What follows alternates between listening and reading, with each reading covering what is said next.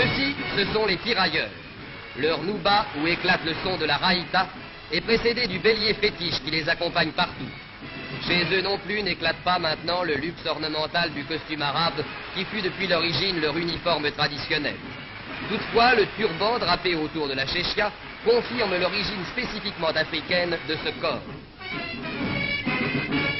Tirailleurs d'aujourd'hui, turcos d'hier, ils défilaient du même pas, portant cette charge écrasante du barda qui pesa jusqu'à 27 kilos.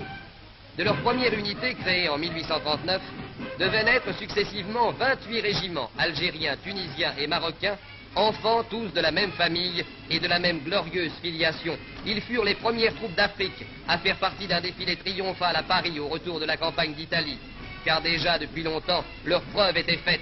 Ils avaient en Crimée été les héros d'Inkerman. À Solferino, ils avaient attiré par leur bravoure l'attention de Napoléon III. Ils étaient, au mauvais jour de 1870, héroïques jusqu'à la mort à Wissembourg et à Reichshoffen. La suite était dans la même ligne. Tirailleurs couscous étaient pour toujours entrés dans l'histoire de France.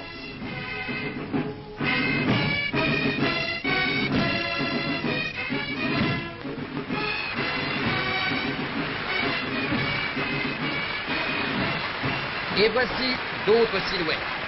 Les spahis. De ceux-là encore le costume est légendaire.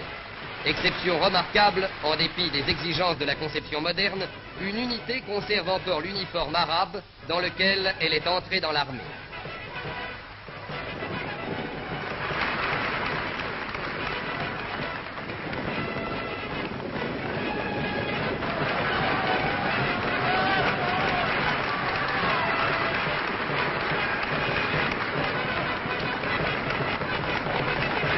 C'est peut-être ce miracle de l'uniforme qui raccourcit pour les spahis le long cheminement de l'histoire.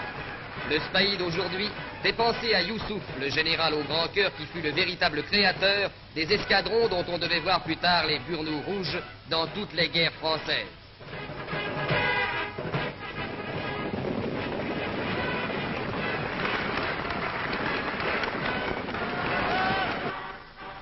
Et plus loin encore, dans le sud, donnons une pensée aux compagnies sahariennes, dont le jeune étendard flotte sur le sable du désert. Ces compagnies sahariennes, dont le gouverneur général de l'Algérie, M. Léonard, en présence de M. Brune, ministre de l'Intérieur, et de M. de Chevigné, ministre des Forces armées, célébraient récemment à Ouargla le cinquantenaire.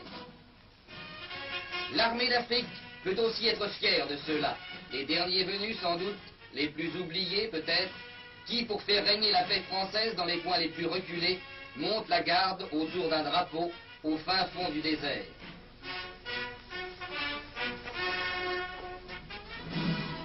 Mais au-delà de ces images fragmentaires, s'en ajoute une autre, plus émouvante et plus grandiose, celle de cette marche au drapeau, où se retrouvèrent un jour à Marnia, sous le burnou ou la djellaba, des milliers d'hommes qui avaient porté la veste et le dolman d'uniforme. Scandant le pas des régiments, ils sortaient de l'ombre, comme un autre régiment, extravagant et exemplaire. D'âge, ils n'en avaient plus. Les uns avaient fait la Marne et d'autres Cassino, et leur silence était encore une